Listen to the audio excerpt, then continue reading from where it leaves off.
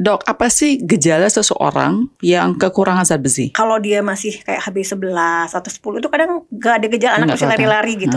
Tapi nanti kalau udah di bawah tuh mulai dia pucat, mulai dia lemes. Tapi yang paling sering tuh jadi susah makan biasanya. Tapi kalau HB9, 10 tuh belum terlalu kelihatan. Tapi mungkin dia udah mulai sering sakit, gak mau makan. Seharian bisa tuh dok, gak lapar gitu. Kadang-kadang orang tua ngomongnya gitu ya.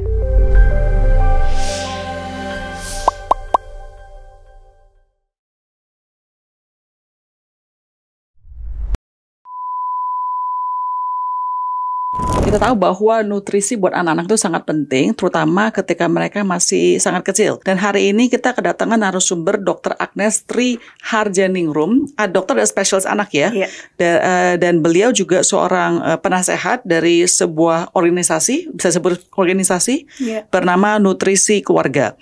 Yang dimana mementingkan atau mungkin mengedukasi ya dok ya, banyak hal tentang kenapa anak-anak, bukan cuma anak-anak, mungkin kayak keluarga berarti kan termasuk juga ibunya, termasuk orang tuanya, nggak cuma anak. Bener kan ya?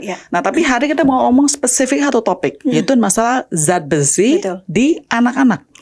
Saya kasih tahu ya dok, bahwa saya itu ada kekurangan zat besi. Saya anemik.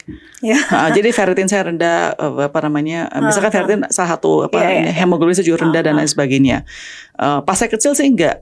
Nah, kenapa sih, kan banyak orang nggak tahu loh dok, zat besi ini penting apa nggak penting. Orang tahunya vitamin atau contohnya gula. Kenapa sih besi itu sangat penting sekali buat seseorang, terutama anak kecil? Ya, jadi zat besi itu sebenarnya kayak bahan bakar nih mbak, kayak bahan bakarnya darah, bahan bakarnya otak, sama bahan bakarnya imunitas. Bahan bakar. Ya, kayak bahan bakar. Jadi ibaratnya nih, kalau misalnya dia di darah. Nah, kan kita ngomongin HB itu berkaitan, zat besi berkaitan sama anemia, definisi besi kan. Nah, jadi kalau misalnya berkaitan sama darah, dalam sel darah merah itu kan ada hemoglobin, HB. Nah, itu komponennya ada zat besi. Nah, jadi zat besi ini kan, hemoglobin ini kan ngangkut oksigen di dalam tubuh kita, jadi penting banget. Jadi kalau terjadi anemia, zat besinya kurang, otomatis suplai darah ke otak turun. Makanya itu istilahnya bahan bakarnya darah. Terus buat otak, di 2 tahun pertama kehidupan, itu tuh penting sekali zat besi ini, kayak bahan bakar juga. Jadi kalau misalnya dia terganggu nih, maksudnya kurang, nah dia bisa mengganggu istilahnya myelinasi. Jadi perselubungan saraf otak terganggu, sinyal-sinyal darah terganggu. Nah nanti anaknya tuh bisa jadi selain gejala-gejala pucat dan lain-lain itu, dia mengganggu perkembangan kognitifnya dia. Karena bahan bakarnya kurang. Yang satu lagi imunitas. Jadi untuk imunitas itu butuh juga si zat besi ini. Jadi kenapa itu penting banget. Makanya di fase krusial di 2 tahun pertama, remaja, sama mungkin mbak juga ya.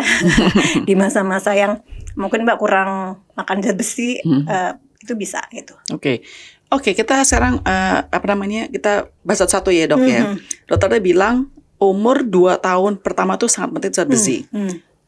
Umur 2 tahun itu dok, mereka itu harus bagaimana sih untuk bisa mengkontrol dan juga mencukupi zat besi tersebut? Dari mana sumbernya dok? Jadi yang pertama kita harus tahu sebagai orang awam gitu ya, bahwa di 2 tahun pertama kan kita tumbuh pesat banget nih, bayi-bayi golden period gitu, buat perkembangan otak penting sekali. Nah masalahnya bayi di Indonesia terutama itu banyak sekali ibu-ibu yang anemia. Nah ibu-ibu anemia akan melahirkan ibu-ibunya anemia, ibunya? Iya, ibu yang hamil. Ibu hamil tuh kebanyakan anemia? Kebanyakan anemia, hampir 48% datanya dari ini ya, Riskesdas. Hampir 40% tuh anemia. Nah, ibu yang anemia akan menghasilkan bayi-bayi yang anemia nantinya. Kemudian bayi-bayi yang lahir prematur, BBLR, itu juga bikin anaknya anemia. Itu yang pertama. Sorry, saya mau nanya lagi. Jadi artinya kalau ibunya anemia, kebanyakan nanti bayinya bisa anemia juga? Betul, karena terutama di trimester ketiga kehamilan ya, itu kan si zat besi itu penting sekali. Dan kalau ibunya anemia, nggak ada bahan bakar buat bikin zat besinya, hemoglobinnya. Jadi begitu lahir dia jadi rendah gitu. Nah terus yang kedua, asupannya pas udah lahir. Nah apalagi anak-anak yang ASI tuh kita semua tahu bahwa itu the best. Tapi begitu 4 bulan, kandungan zat besi dalam ASI itu udah tinggal 3%. Jadi 97% sudah luar. Nah, kalau asupan MPASI-nya makan yang nggak benar, nggak ada asupan zat besi, otomatis itu akan kurang sekali. Terus kemudian banyak faktor ya mbak ya, yaitu tadi BBLR, terus asupan yang kurang. ibu-ibunya juga sendiri nggak ngerti gitu, nggak paham. Kebanyakan orang Indonesia makannya nasi, padahal protein tuh nggak hewani ada zat kurang, besi. padahal itu nggak ada zat besi. Kemudian informasinya juga kan sekarang mungkin orang heboh bahas cegah stunting ya, atau ASI, tapi masih kurang menurut saya ya, yang membahas tentang anemia defisiensi besi ini. Padahal efeknya sama kayak stunting, dia bisa menurunkan IQ juga gitu, dan irreversible juga gitu. Oh, irreversible. Ya, maksudnya dari penelitian tuh mungkin nanti dibahas bagian efek samping ya, jangka panjang ya bisa. Itu ada penelitian yang menunjukkan, itu yang sering dikutip sama WHO sama UNICEF, dari penelitian dari namanya tuh Rozov. Nah, dari 2006 kalau nggak salah. Itu dia meneliti banyak, itu kan studinya harus yang bagus ya. Kalau banyak penelitian tapi nggak bagus ya kita nggak pakai gitu. Tapi ini penelitiannya jangka panjang. Jadi anak-anak umur 6 sampai 12 bulan sampai 24 bulan itu pas anemia, HB-nya kurang dari 10, diikutin sampai SD, remaja, dan dewasa muda. Ternyata kalau dia HB-nya kurang dari 10 dan nggak diintervensi, itu nanti di usia SD-nya itu IQ-nya turun bisa sampai 8-9 poin. Dan itu menetap sampai di remaja gitu. Oke. Jadi tadi dokter bilang, selain tadi kan asing kurang cukup, harus ada luarnya lagi. Jadi makanan apa sih yang bisa bantu bayi di bawah 2 tahun ini untuk bisa mencukupi zat besinya? Sebetulnya terutama ada di protein hewani ya, yang seperti daging merah sama hati ayam, itu yang paling tinggi. Hati ayam. Bisa telur, ikan, teman nggak terlalu tinggi. Yang paling tinggi itu hati ayam sebetulnya. Hati sapi juga ya, maksudnya hati-hatian lah gitu. Nah, kemudian daging merah, kemudian ikan, telur juga ada, cuman jumlahnya nggak sebanyak yang di tadi hati sama daging. Dan kalau kita bilang gimana dengan sayuran hijau-hijau, bayam kayak gitu, itu kan juga sebenarnya tinggi zat besi. Cuman zat besi itu di dalam tubuh kita itu kan ada yang tadi namanya HEM itu ya, pembuat hemoglobin itu ada yang namanya HEM sama non HEM, ada yang gampang diserap sama nggak gampang diserap. Nah, masalahnya kalau dari nabati itu susah diserap. Jadi makanya kenapa protein hewani itu sekalian biar nggak stunting juga biar dia nggak anemia, karena zat besinya lebih gampang diserap tubuh gitu. Jadi kalau takarannya nih untuk seorang di bawah 2 tahun, misalnya dari 0 sampai 2 tahun itu, zat besi itu harus berapa sih dok setiap harinya itu? Nah, kalau misalnya kita lihat ya, misalnya itu kan berdasarkan usia memang ya Mbak. Kalau 6 sampai 12 bulan tuh masih cukup tinggi, 11 mg. 11 mg tuh kayak misalnya kita makan daging stick tuh, itu gede banget. Itu? Iya, itu bisa 350 gram stick. Nah, itu gede banget itu kan. 11 liter itu? 11 mg. 11 mg? Ya, zat besinya? Gitu. Iya. Segede gitu? Nah, nggak mungkin kan bayi segitu gitu. Jadi kita bisa potong-potong, maksudnya nggak harus dari daging kan, bisa variasi kan. Pokoknya harus 11 mg per hari? Per hari.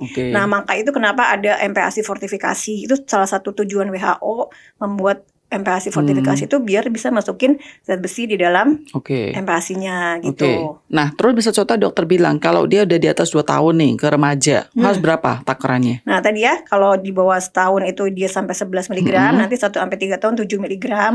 Nanti setelah itu sekitar 10, nanti anak remaja gede lagi, apalagi perempuan lagi. 15 tuh 15. Karena dia mau mens. Ya. Kalau anak perempuan remaja 15 mg-an, kalau laki-laki 11 mg-an kayak gitu. Terus kalau umur-umur yang lebih dewasa lagi? Ya itu sama lah kayak terus remaja. Terus aja kayak begitu? Kayak remaja laki-laki ya sekitar 10, 11 gitu. Makanya Mbak mungkin kurang minum. Saya jujur saya nggak suka makan itu Pak, protein hewani. Vegetarian ya Mbak? Bukan, cuma saya nggak suka. Saya geli-gelian gitu loh. Sama daging sapi saya kayak merasa merah itu saya geli. Nah, mungkin dari situ ya. Bukan suplemen aja. Gitu ya. Suplemen juga bisa. Tapi kan of course kalau buat bayi kita nggak mau suplemen, yang bisa lebih bagus natural ya dok ya. Nah dok, tadi saya tanya, tadi kan dokter bilang bahwa kalau ibunya itu pas hamil dia low iron, zat besi rendah, kan langsung otomatis kena ke anaknya. Tapi artinya kan itu masih bisa diperbaiki dong dok. Bisa, iya pakai suplementasi. Yang penting pokoknya kalau bisa diperenceng dia punya zat besi itu nggak bakal jadi kerusakan yang jangka panjang ya dok ya. Jadi artinya harus menangani seawal mungkin. Benar ya dok ya? Dari hamil. Pas lagi hamilnya. Jadi ini penting buat ibu hamil juga. Nah kalau ibu hamil berapa takarannya? Ibu hamil tuh biasanya ada programnya nih, di pemerintah sebenarnya udah ada programnya nih Mbak. Jadi dikasih tablet tambah darah 60 mg setiap hari minum gitu. Apalagi kalau udah dicek, idealnya kan dicek ya, supaya tahu ini butuhnya terapi profilaksis, pencegahan, atau benar-benar terapi zat besi. Itu beda soalnya dosisnya. Nah nanti kalau misalnya dia udah lahir, bayinya beresiko kan, bayi yang lahir prematur, BBLR, itu ada dari IDAI sendiri ada dosis suplementasinya. Jadi disarankan dikasih 1-2 miligram per kilogram berat badan sejak dia umur 2 minggu gitu, atau sebulan. Dok, apa sih gejala seseorang yang kekurangan zat besi? Nah ini yang tricky ya Mbak, karena memang kalau dia masih kayak HB11 atau 10 itu kadang gak ada gejala, anak masih lari-lari gitu. Tapi nanti kalau udah di bawah tuh mulai dia pucat, mulai dia lemes, tapi yang paling sering tuh jadi susah makan biasanya. Nah karena si anemia defisiensi besi ini sebetulnya dia bisa, kan kita punya hormon di tubuh ya, tubuh kita ada namanya hormon grelin di lambung.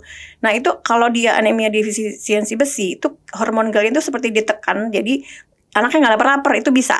Oh gitu. Makanya anak yang GTM tuh hati-hati. Yang gerakan tutup mulut nggak mau makan nih Mbak. Kan ibu-ibu sekarang bilangnya GTM. Oh saya nggak tahu ya. Oke. Jadi anak yang susah makan lah gitu ya. Itu bisa karena anemia defisiensi besi. Jadi gampangnya biasanya kita kalau ada anak yang mulai nggak mau makan, berat badannya nggak mau naik, karena pucat tuh biasanya nanti di HB 7, 8 baru kelihatan pucat dan lemes banget gitu. Tapi kalau HB 9, 10 tuh belum terlalu kelihatan, tapi mungkin dia udah mulai sering sakit, nggak mau makan, seharian bisa tuh dok nggak lapar gitu, kadang-kadang orang tua ngomongnya gitu ya. Terus itu karena si hormon ghrelin-nya bisa ditekan tuh, jadi nggak lapar seharian dia bisa. Makanya harus dicek, harus di screening kalau yang udah kayak gitu. I see. Dan cara ceknya gimana? Cek darah. Cek tadi apa yang harus cek? Jadi sebetulnya kalau mau lengkap tuh mahal ya Mbak. Ferritin tadi kan Mbak udah bilang ya, itu cukup mahal. Iya benar. Kebetulan saya juga kerja di rumah sakit pemerintah yang menengah ke bawah, jadi saya tahu betapa mahalnya. Maksudnya nggak ke cover BPJS lah. Iya gitu. Jadi darah rutin aja, darah lengkap. Sama paling kalau rumah sakit ya ada, di rumah sakit saya alhamdulillah ada, itu ada retikulosit hemoglobin.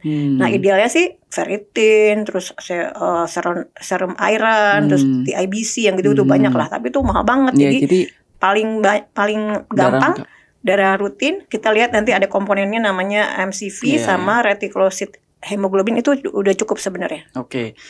Di Indonesia sekarang jadinya apakah ada data atau statistik menunjukkan berapa persen sih anak-anak yang kekurangan zat besi? Nah, yang terakhir kalau seingat saya tuh di tahun 2021 ya, itu yang terlengkap itu sekitar 48% balita anemia, mirip sama kayak ibu hamil yang anemia, sekitar 40-an%. 2021 tuh dari survei gizi. Nah, yang kesini kayak belum diupdate lagi ya. Tapi kan itu banyak banget. Banyak, itu hampir setengahnya kan. Iya betul. Apakah itu yang kemarin juga ada statistik bilang tadi Indonesia IQ-nya sangat rendah itu, Pak, itu ada korelasinya nggak sih? Ya jangan-jangan, karena itu biasanya udah satu kesatuan tuh. Ini pasien-pasien saya yang stunting tuh kebanyakan pasti kalau ada anemianya, ada TB-nya gitu Mbak, itu udah satu paket gitu. Jadi kayak ya sedih banget. Mungkin dari situ, dan dari dulu tuh nggak kelar-kelar kan, TBC aja nggak kelar-kelar gitu. Ini anemia juga nggak jadi highlight gitu. Jadi belum mungkin ya. Mudah-mudahan nanti dengan Mbak Grace podcast ini semoga supaya bisa dicegah banget gitu dengan cara yang sederhana ya, tapi walaupun kompleks juga ya. Cuman ya mungkin lebih cuman suplementasi, terus kasih tahu makan yang benar, tergantung penyebab juga sih ya. Tapi intinya kalau digarap dengan benar itu akan sangat lebih bagus gitu. Di Indonesia dok, tadi kan dokter bilang 48% tuh anak-anak itu kena low iron ya. Bisa tahu nggak sih dok, dari statistik tersebut daerah mana sih di Indonesia yang lebih banyak kasus low iron ini? Ada nggak data tersebut? Datanya sih kayaknya nggak selengkap itu ya Mbak ya. Tapi kalau Jakarta kayaknya lebih rendah. Itu mungkin secara lebih bagus. Lebih bagus ya. Mungkin karena di perkotaan. Dan sebetulnya kan kalau saya lihat nih, saya juga kadang-kadang suka mikir ya. Kebetulan saya bekerja di rumah sakit pemerintah juga rumah sakit swasta. Itu kan beda banget tipenya ya, menengah ke atas sama menengah ke bawah. Dan kayaknya ibu-ibu yang menengah ke atas yang udah sosmedan ini pada pinter-pinter, udah tahu dia harus suplementasi segala macam. Tapi itu berapa persen sih dari seluruh masyarakat Indonesia gitu? Di daerah mereka kadang-kadang nih, saya kadang-kadang sering banget dapat pasien ya. Itu di Jakarta, saya Jakarta Selatan ya Mbak. Itu anaknya anemia gara-gara ibunya ngasih ASI. Terus ASI itu bagus, tapi kalau ASI di atas tahun dia mentil terus, menurut dikira ibunya itu cukup. Nah akhirnya anaknya anemia, stunting kayak gitu. Itu banyak sekali ibu-ibu yang pemahaman untuk itunya bahkan nggak tahu. Sayang sekali ya. Jadi nutrisi keluarga itu membantu reach out ya kepada ke masyarakat juga. yang iya. terutama mereka tidak mengerti. Benar nggak sih, Dok? Iya betul, salah satunya ya. Oke. Banyak sih programnya. Iya, tapi salah satunya adalah salah satunya demikian. itu, Dan iya. ini free ya, maksudnya ada edukasi ini free atau bagaimana awareness ini? Masyarakatnya jadi free kan, maksudnya kan benar-benar terus mengedukasi betul. banyak faktor, termasuk yang masalah zat besi ini. Iya ya, betul. Ya. Dok, saya baca kemarin statistik story berita katanya berapa ya? Is it 7 di 10 anak, 8 di 10 anak ya, katanya obesitas sekarang. Oke, tadi dokter udah bilang makanan apa saja yang bagus untuk zat besi, sapi, hati-hati dan lain sebagainya. Ada nggak sih sekarang kebalikannya, Dok? Karena satu anak ini kebanyakan yang nggak bagusnya, jadi absorpsi zat besinya terhalang. Ada nggak makanan tersebut yang bisa melakukan hal tersebut? Sebetulnya ini juga yang kayak dilema ya, susu Mbak. Oke. Itu kan sering diminum sama anak-anak kan. Iya. Dan orang tua kadang-kadang ya udahlah nggak usah makan nggak apa, yang penting susu aja gitu. Anaknya gembil-gembil, gemoy-gemoy, tapi ternyata pas dicek anemia. Kenapa? Karena begitu dia di atas 500 ml minumnya, kan kalau 500 ml masih bisa toleransi lah. Ada kalsium kan Mbak di susu itu. Nah begitu kalsiumnya ikut tinggi, dia si kalsium ini kayak seperti teh, ada taninnya. Jadi dia menghambat penyerapan zat besi gitu. Oh gitu. Makanya. Oh jadi susu itu kebanyakan. Kalau kebanyakan ya. Kebanyakan karena kalsium di dalamnya itu. Jadi nanti dia kontraproduktif gitu malah. Jadi mengganggu penyerapan zat besi kalau dia kebanyakan kalsium. Makanya dibatasin, kalau dari WHO juga udah 500 aja maksimal per hari. Karena di atas itu kalsium lebih tinggi, dia akan mengganggu penyerapan.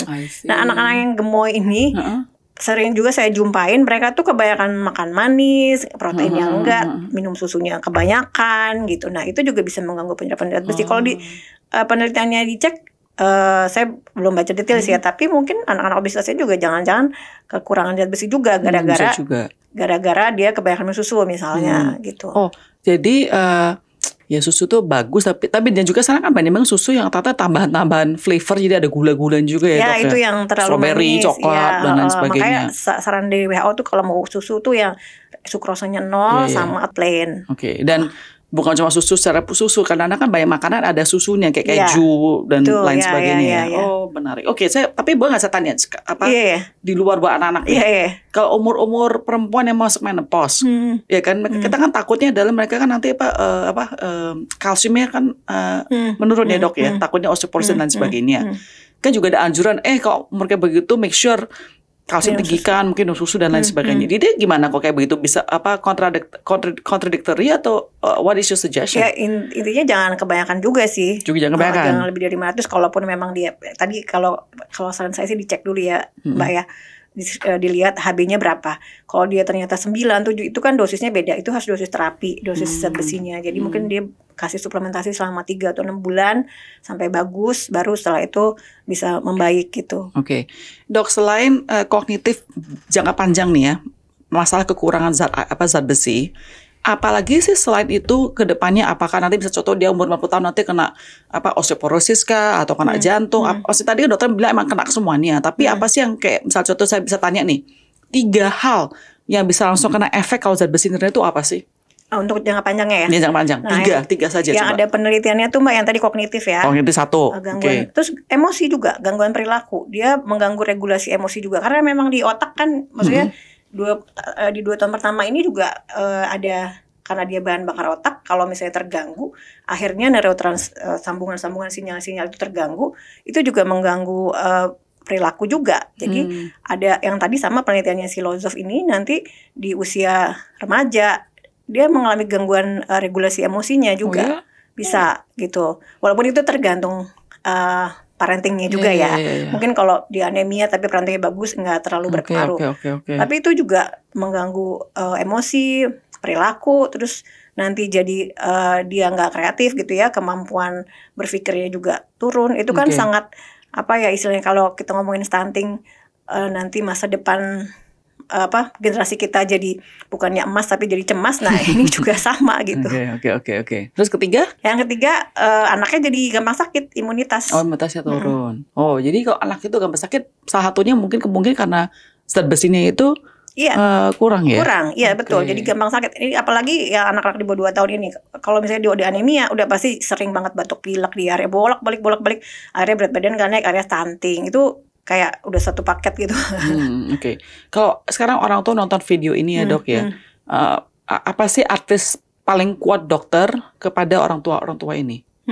Yang pertama, kalau mau punya anak, saya selalu menyarankan nih ke pasien-pasien saya juga ya, tolong sejak hamil itu dijaga banget gitu, jangan sampai anaknya lahir prematur. Karena banyak banget nih ibu-ibu yang saya nggak tahu kenapa ya, kok kayak sekarang bayi-bayi tuh pada 2,5 ke bawah gitu berat badannya. Gitu. Mungkin ibunya kecapean atau apa gitu ya. Karena bayi yang lahir prematur ini resiko 20% jadi stunting, anemia juga. Kemudian nanti kalau udah anemia ya efeknya sama kayak gitu ya. Terus kemudian nanti pas tolong ibu-ibu yang hamil ini kalau bisa diedukasi, rajin lah kontrol ke mana posyandu. Sebetulnya kita udah punya sistem yang cukup bagus gitu, posyandu, puskesmas, cuman memang berbeda-beda tiap tempat gitu ya, ada yang jalan ada yang enggak gitu. Nah dengan begitu nanti dia bisa setelah bayinya lahir bisa lahir normal, bisa dapat ASI eksklusif, IMD, MPASI-nya dia tahu. Jadi dia tahu kapan dia anaknya butuh MPASI yang benar, zat besinya cukup, kapan suplementasi. Itu kalau saya perhatiin ibu-ibu yang di sosmed rajin baca tuh, rajin belajar itu pintar-pintar Mbak. Jadi mereka udah tahu, datang ke saya tuh, dok anak saya belum dikasih zat besi nih, anak saya prematur misalnya, udah tahu dia. Jadi oh iya kita tinggal ini ya zat besi ya sama vitamin D misalnya gitu. Tapi beda banget sama yang itu tadi saya bilang yang saya kerja di rumah sakit pemerintah itu dong. Ya itu kebanyakan miris gitu, karena misalnya anak ke-6, anak ke-5 yang anak pertama keduanya sih baik-baik aja, tapi anak ke-5 ke-6 udah gak ada uang buat beli.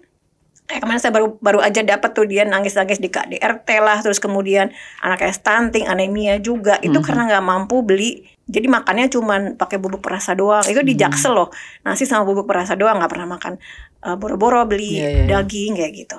Itu masih banyak. Oke. Apakah suplemen zat besi ini di cover by BPJS ya dok? Nah sebetulnya di cover Mbak yang tablet tambah darah ya, sama ada sedikit yang sirup gitu, cuman ada batasan. Dan tablet tambah darah ini masalahnya nggak enak dan rasanya dan bikin mual, lumayan efek samping. Jadi sebetulnya di Indonesia tuh programnya udah bagus dari tahun 2000-an lah kalau nggak salah ya. Itu ada program tablet tambah darah buat remaja putri, ibu hamil itu udah ada. Tapi kepatuhannya sama sekali karena obatnya memang nggak enak. Karena obat yang enak tuh mahal. Kalau kayak di Singapura, di Korea kan mereka buat bayi ada yang drop, ada yang tetes. Ini kan mahal. Nah jadi kalau saya sendiri untuk pasien-pasien BPJS ini kadang-kadang digerus, dipuyerin gitu.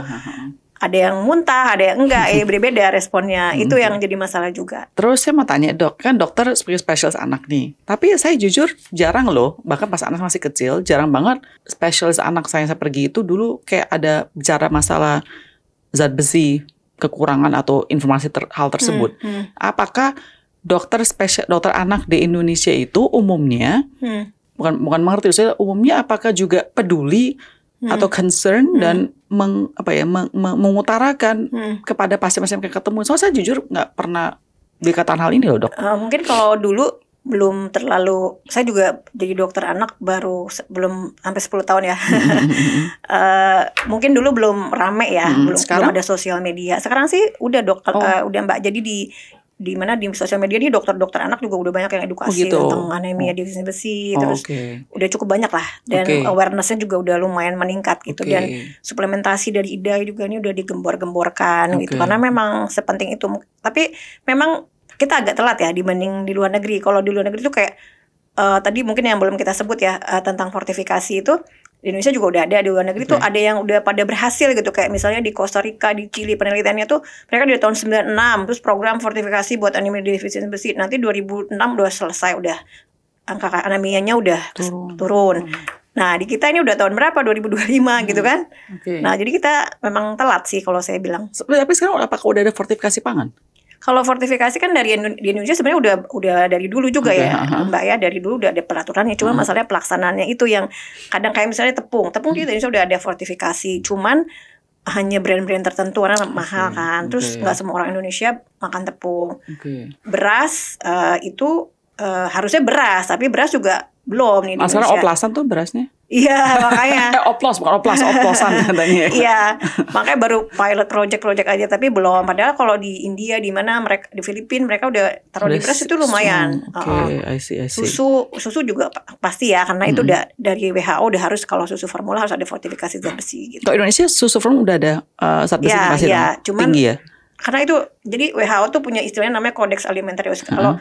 Kalau ada brand mau bikin susu itu harus ada aturannya dan harus ada fortifikasi zat besi, zinc, macam-macam lah, ada syaratnya gitu. Cuma kita mau clarify bahwa ibu kan tetap, dokter kan tetap pengen orang tua sebisa mungkin ASI, tapi harus ada tambahan suplemen makanan lain lagi yang nggak cukup di ASI doang. Betul. Bukan dokter bilang sekarang harus berganti ke formula, bukan ya dok ya? Oh, bukan, karena kan susu formula itu tambahan aja. Jadi kalau udah di atas, jadi kan kita idealnya tuh anak tuh ASI sampai 6 bulan gitu ya, full ASI. Habis itu dia mulai makan. Nah kalau dia mulai makan dari 6 sampai 12 bulan itu dari ASI tinggal 5%. Jadi 5% harus makan. Nanti di atas tahun itu kita harus makan 70%, 30% cairan. Nah 30% ini yang susunya ini. Jadi bukan yang utama. Makan tuh tetap yang utama. Oke. Nah sekarang dokter, misalnya contohnya dokter sekarang ada satu power, satu kekuasaan yang bisa membantu hal ini. Ya dokter, misalnya presiden daripada Waduh, berat ya.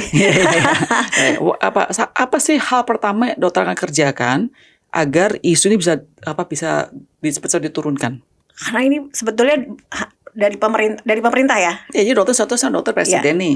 Cuma ada unlimited money, unlimited resource. Boleh aja terserah dokter mau apa. Nggak boleh 1, 2, 3. Oke, 1, 2, 3. Tapi saya tahu apa sih yang paling urgent sekarang harus dikerjakan. Nah sebetulnya kalau dari pemerintah yang ada beberapa hal yang penting ya menurut saya ya. Fortifikasi itu cara yang sangat efektif. Maksudnya di luar negeri itu mereka pakai fortifikasi dan itu berhasil. Yang tadi di beras, di tepung, di susu, di minyak goreng itu bisa menurunkan, karena orang mau nggak mau langsung makan kan gitu. Di Indonesia udah ada tapi ya itu kurang. Nah kemudian screening di posyandunya, di tablet tambah darah kan juga sebenarnya udah ada di Indonesia nih program-program itu, tapi nggak jalan gitu. Nah itu benar-benar di programnya dijalankan lagi.